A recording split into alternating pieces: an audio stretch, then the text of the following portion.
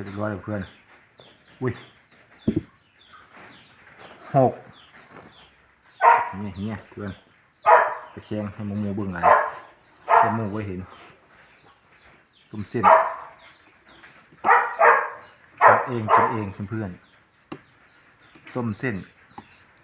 บ้างบากระเปียกอากาศเย็นๆน้ำฮ้อน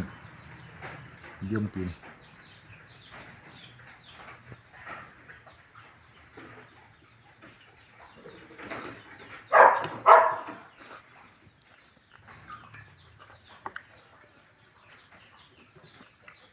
โอ้ยจืดเลยล่ะ